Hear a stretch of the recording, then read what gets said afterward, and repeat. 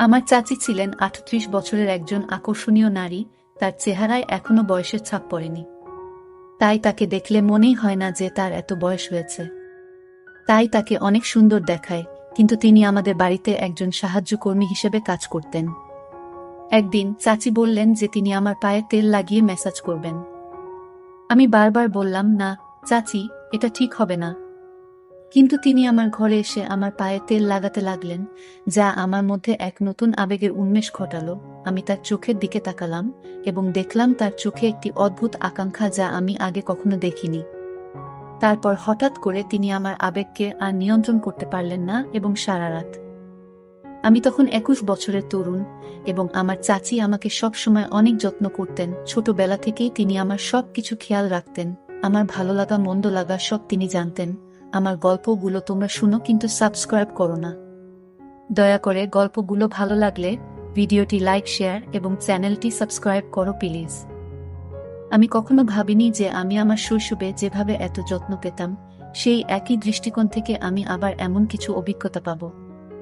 আমার মা বাবা ২ মাসের জন্য মালয়েশিয়া যাচ্ছিলেন এবং এই সময়ে মা বাড়ির দায়িত্ব আমার চাচিকে দিয়ে গেলেন।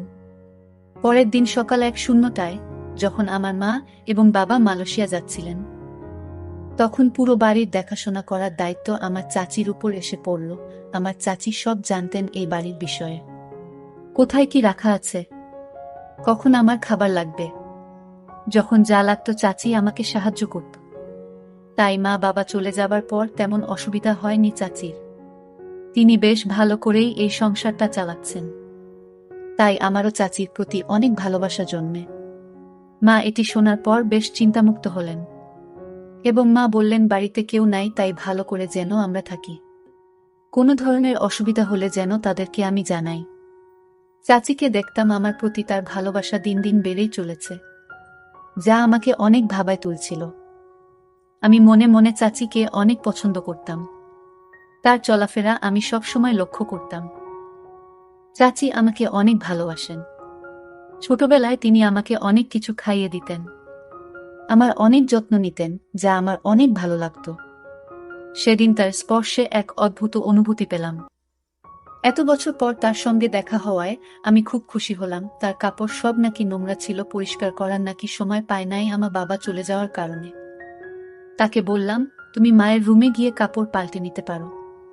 আমি ভুলেই গিয়েছিলাম যে তিনি তখন মায়ের রুমে কাপড় পরিবর্তন করছিলেন। আমি মায়ের রুমে ঢুকতেই দেখি তিনি কাপড় পাল্টাচ্ছেন। তাড়াতাড়ি চোখ বন্ধ করে ফেললাম। তিনি দেখলেন আমি লজ্জা পেয়েছি এবং শান্তভাবে বললেন, সুমন, তুমি চোখ খুলে দেখো, আমি তোমার মায়ের শাড়ি পরে কেমন লাগছি। আমি ভীষণ লজ্জায় পড়ে গেলাম, তবে তার বয়স হলেও তাকে শাড়িতে খুব সুন্দর দেখাচ্ছিল। কিছুক্ষণের মধ্যেই তিনি শাড়ি পরে বেরিয়ে এলেন। আমি তার সৌন্দর্যে অনেক মুগ্ধ ছিলাম, কারণ তার চেহারার এখনো বয়সের ছাপ পড়েনি। তাই তাকে এত বয়সেও অনেক সুন্দর দেখাচ্ছিল। শাড়ি পরে তাকে খুব সুন্দর লাগছিল। এভাবে কয়েকদিন কেটে গেল। প্রায় ৫ দিন পর তিনি আমাকে ছোটবেলার স্মৃতিগুলো বলতে শুরু করলেন। আমি খুব আবেগপ্রবণ হয়ে পড়লাম, কারণ তার স্মৃতিচারণ আমার ছোটবেলার অনেক কথা মনে করিয়ে দিচ্ছিল। একদিন গোসল শেষে আমি ঘরে কাপড় পাল্টাচ্ছিলাম। তখনই তিনি এসে বললেন, সুমন, আমার কাছে এসো, আজ আমি তোমাকে একটি আরামদায়ক মালিশ করে দেব। এমন কথা শুনে আমি খুব অবাক হয়ে গেলাম। আমি বললাম, না চাচি, আমি নিজেই করব। আমি একটু লজ্জা পাই অন্যদের সাহায্য নিতে। এরপর আমি তাকে অনুরোধ করলাম, মালিশের চিন্তা বাদ দিয়ে রান্নাঘরে গিয়ে দেখি কি নাস্তা বানানো যায়। আমার বারবার অস্বীকার সত্ত্বেও তিনি আমাকে সহায়তা করতে জোর করলেন। আমি মনে মনে ঠিক করেছিলাম যে যতই তিনি জোরাজুরি করুন না কেন, আমি তাকে মালিশ করতে দেব না, কারণ এখন আমি বড় হয়েছি। আমাদের কিছু সীমার মধ্যে থাকা দরকার। আর আমি অনেক লজ্জা পাই। আমি চাচির দিকে মনোযোগ দিয়ে দেখলাম। তিনি তখন সেখানে বসেছিলেন এবং বললেন, তুমি আমার হাতে মালিশ করাতে দিলা না, কিন্তু আমাকে জামা পরতে দাও। আমি চুপচাপ মাথা নিচু করে তার সামনে দাঁড়িয়ে রইলাম।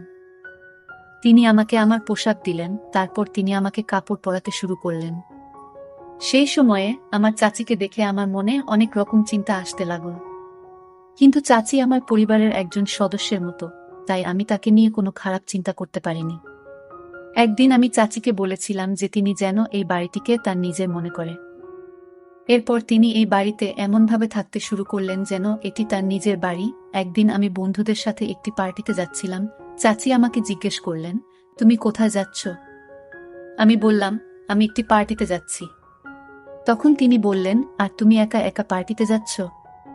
মাঝে মাঝে তোমার এই গরিব চাচিকে নিয়ে বাইরে একটু ঘুরতে নিয়ে যেও। একা একা আমি বাড়িতে কি করব? আমারও তো ইচ্ছা হয় বাইরে যাওয়ার।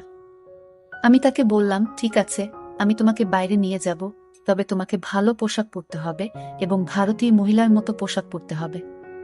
চাচি আমার প্রস্তাবে রাজি হলেন। আমি মায়ের রুম থেকে একটি সুন্দর শাড়ি এনে তাকে দিলাম এবং বললাম, এটা পরো এবং ঠিকভাবে রেডি হয়ে নাও।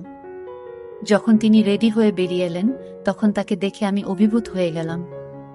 মায়ের ঘর থেকে বেরিয়ে এসে তিনি এত সুন্দর দেখাচ্ছিলেন যে তার সৌন্দর্যের আভা আমাকে মুগ্ধ করেছিল। তিনি আমার মায়ের ঘর থেকে আধা শাড়ি পরা অবস্থায় বেরিয়ে এলেন। সাজগোজে তাকে একেবারে মডেলের মতো লাগছিল। তাকে দেখে আমি চোখ নামিয়ে নিলাম। তিনি বাইরে বের হওয়ার সময় দরজার সাথে ধাক্কা খেয়ে আমার উপরে পড়ে গেলেন। আমি কিছুটা লজ্জা পেলাম এবং তাকে সরানোর চেষ্টা করলাম, কিন্তু তিনি তখনও ছিলেন। আমি হঠাৎ অনুভব করলাম যে আমাকে সামলে উঠতে হবে এবং তাকে ধীরে ধীরে সরে যেতে বললাম। তারপর তিনি সরে গেলেন। তার স্যান্ডেল খুলে রেখে আমি মায়ের একটি সাধারণ স্যান্ডেল দিলাম। আমরা দুজনে গাড়িতে করে পার্টিতে যাচ্ছিলাম। পার্টিতে গিয়ে আমার বন্ধুরা তাকে দেখে ভাবল তিনি আমার বান্ধবী, মানে আমার গার্লফ্রেন্ড। চাচি সেই ভুল ভাঙানোর পরিবর্তে সবার সামনে বললেন, তিনি আমার বন্ধু। পরে পার্টি শেষে আমি তাকে জিজ্ঞেস করলাম, তুমি কেন এমন করেছিলে? আমি তাকে জিজ্ঞেস করলাম।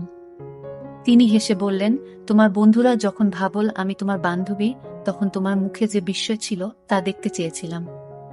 তাই আমি বলেছি, আমি তোমার বন্ধু। যদি এতে কোনো অসুবিধা হয় তবে আমি দুঃখিত। আমি বললাম, দুঃখিত বলার কিছু নেই, তুমি যা করেছ সেটাই ঠিক ছিল।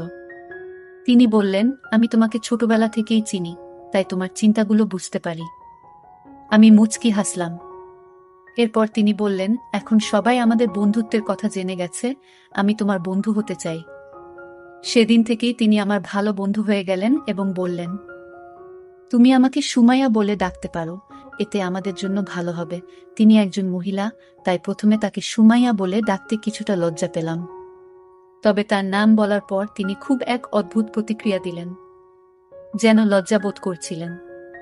পরে আমরা ক্লান্ত হয়ে ঘরে ফিরে গেলাম। পরের দিন সকালে আমি কলেজে যাওয়ার আগে কোনো শার্ট পরব তা নিয়ে বিভ্রান্ত ছিলাম।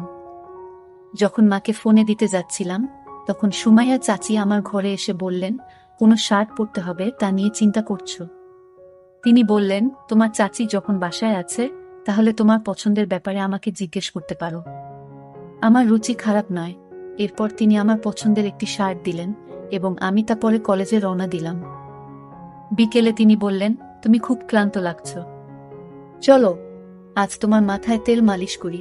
তিনি আস্তে আস্তে আমার মাথায় তেল মালিশ করতে লাগলেন। পরদিন সকালে ঘুম থেকে উঠে দেখি তিনি আমার পায়ের কাছে ঘুমিয়ে পড়েছেন।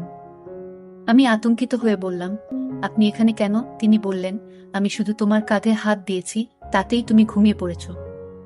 তোমার মা কি কখনো তোমাকে মাসাজ করেনি?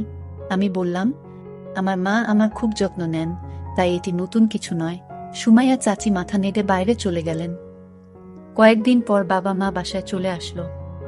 পরে আমি যখন নাস্তার টেবিলে এলাম, আমি বুঝতে পারছিলাম না কেন বাবা এত মনোযোগ দিয়ে তাকিয়েছিলেন। রাতের খাবারের পর সুমাইয়া চাচি রান্নাঘর পরিষ্কার করছিলেন এবং পরে নিজের ঘরে চলে গেলেন। আমি সেদিন রাতেই তার রুমে গিয়ে উপস্থিত হলাম। তিনি আমাকে দেখে চমকে গেলেন এবং জিজ্ঞেস করলেন, কোনো কাজ আছে? আমি বললাম, না, কোনো কাজ নেই।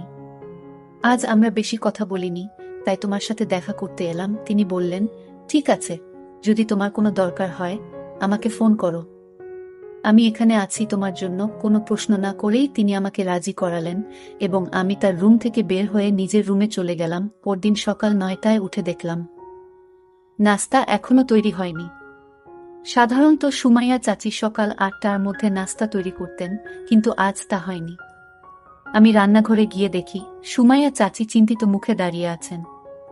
বাবা যখন রান্নাঘরে ঢুকলেন, তখন দেখলাম তার দৃষ্টি চাচির দিকে বেশ কুদৃষ্টিসম্পন্ন ছিল। আমি বুঝতে পারলাম, চাচি শুধু আমার চাচি নয়, এখন আমাদের মধ্যে বন্ধুত্বও গড়ে উঠেছে। আমি তাকে এতটা আতঙ্কিত দেখতে সহ্য করতে পারলাম না। রাতে আমি চাচিকে দেখতে আবার তার রুমে গেলাম এবং সেখানে দেখতে পেলাম বাবা তার রুমে অনেক টাকা রেখে গেছেন। আমার মনে হলো বাবা হয়তো চাচির সাথে কিছু ভুল করেছেন। ওরা হঠাৎ এত টাকা কেন দিচ্ছে, এই প্রশ্নটাই তখন আমার মাথায় ঘুরছিল। তিনি ঠিক করলেন যতক্ষণ না সুমনের সাথে দেখা হচ্ছে ততক্ষণ এই বাড়ি ছাড়ব না। সম্ভবত চাচি আমাকে বুঝতে পেরেছেন। আমি বাবাকে জিজ্ঞেস করলাম, চাচির সাথে কি ঘটছে? বাবাকে ওখানে দেখে তাদের মুখের রং বদলে গেল। আমার বাবা মা আমাকে আমার রুমে যেতে বললেন, কিন্তু আমি বললাম আমি এখান থেকে কোথাও যাব না, আমি জানতে চাই আপনি সুমাইয়া চাচির সাথে কি করেছেন। তখন চাচি আমাকে জড়িয়ে ধরে কাঁদতে শুরু করলেন। তিনি বললেন, সুমন, আমি যখন থেকে এই বাড়িতে এসেছি তখন থেকেই তোমাকে সবকিছু বলতে চেয়েছিলাম, কিন্তু সাহস পাইনি। আমি তাকে সান্ত্বনা দিলাম এবং বললাম, তুমি যা বলেছ তা সত্যি ছিল, তাই কোনো দোষ নেই। চাচি আমাকে আবারও জড়িয়ে ধরে কাঁদলেন, আর আমি তাকে সান্ত্বনা দিলাম যা আমার বাবা মা দেখলেন। মা বাবাকে নিয়ে চাচি বললেন, যদি কোনো গরিব মহিলার সাথে খারাপ কিছু করেন তা আমি মেনে নেব না। তখন আমি চাচিকে বললাম, চুপ থাকাই ভালো হবে, এখন চুপ করে এখান থেকে চলে যান। হঠাৎ করে চাচি চিৎকার করে বললেন, আমি আর চুপ থাকতে পারবো না, আমি সুমনকে সব সত্যি বলবো। তিনি বললেন, তুমি জানো না যে তোমার আসল মা রুমি, যিনি কয়েক বছর আগে এই বাড়িতে কাজ করতে এসেছিলেন, দুটি যমজ সন্তানের জন্ম দিয়েছেন। তাদের মধ্যে একজনকে আমি পালন করছি। তুমি আমার চাচি হিসেবে মেনে নিতে চাইলে আমি তোমাকে সব বলবো। আমি হতবাক হয়ে বললাম, এরা আমার মা বাবা নয়, তুমি তাদের সত্যি বলবে? চাচি বললেন, আমি জানি তুমি আমাকে হারাতে চাও না, কারণ আমি তোমার ভালোবাসা ও যত্ন দিয়েছি। আমি পুলিশের কাছে গিয়েছিলাম, কিন্তু আমার যমজ ভাইয়ের কারণে কিছু করতে পারিনি। আমি তাকে বললাম, তুমি সব সত্যি বলেছ, কিন্তু আমার কোনো কষ্ট হয় না, কারণ আমার বাবা মা আমাকে খুব ভালোবাসেন। চাচি বললেন, কয়েক বছর আগে তোমার মা মারা গেছেন, তাই তোমার বড় ভাইকে টাকা দেয়া হয়নি। সে সঠিক মূল্য পায়নি, অবস্থা খুবই খারাপ ছিল, নানা জায়গা থেকে চুরি করে টাকা উপার্জন করতেন। সেই সময়ে তিনি আমার বাবা মায়ের কাছ থেকেও কিছু টাকা চুরি করেছিলেন। তিনি একবার আমার বাবা মায়ের কাছে লক্ষ টাকা চেয়েছিলেন, কিন্তু বাবা মা এত বড় অঙ্কের টাকা দিতে অস্বীকার করেছিলেন। তখন তিনি কিছু টাকা দিয়ে আমাদের বাড়ি থেকে চলে যেতে বাধ্য হন। তিনি আমার বিশ্বাস অর্জনের অনেক চেষ্টা করেছিলেন, কিন্তু তার সত্য প্রকাশ পাওয়ার পর তার প্রতি আমার সমস্ত ভালোবাসা এক ঝটকায় হারিয়ে যায় কয়েক বছর আগে। আমার বাবা মা সুমাইয়া চাচি আমাকে দত্তক নেওয়ার জন্য টাকা দিয়েছিলেন, কিন্তু তিনি সেই টাকা সঠিকভাবে ব্যবহার করতে পারেননি এবং আমার বড় ভাইকেও সঠিকভাবে লালন পালন করতে ব্যর্থ হন। যদি তিনি তার সময় এবং অর্থের মূল্য বুঝতেন, তাহলে আজ তিনি বেঁচে থাকতেন এবং নিজের পথে সফলতা অর্জন করতেন। কিন্তু চাচি তাকে ভালো মূল্যবোধ বা শিক্ষা দেননি, তাই আজ তিনি মিথ্যার আশ্রয়ে জীবনযাপন করছেন। টাকার চেয়ে সঠিক মূল্যবোধ ও শিক্ষার গুরুত্ব অনেক বেশি। আপনি টাকা দিয়ে ভালো পোশাক কিনতে পারেন, কিন্তু ভালো মূল্যবোধ কিনতে পারেন না। কিছু সময়ের জন্য সুখ পাওয়া যায়, কিন্তু এক সময় এসে বুঝতে হয় যে মিথ্যার আজও দীর্ঘস্থায়ী হয় না। গল্পটা কেমন লাগলো জানাতে ভুলবে না। আরও মজার মজার রোমান্টিক গল্প শুনতে চাইলে ভিডিওটি লাইক, শেয়ার এবং চ্যানেলটি সাবস্ক্রাইব করতে এবং বেল আইকনটি ক্লিক করতে ভুলবে না। ধন্যবাদ।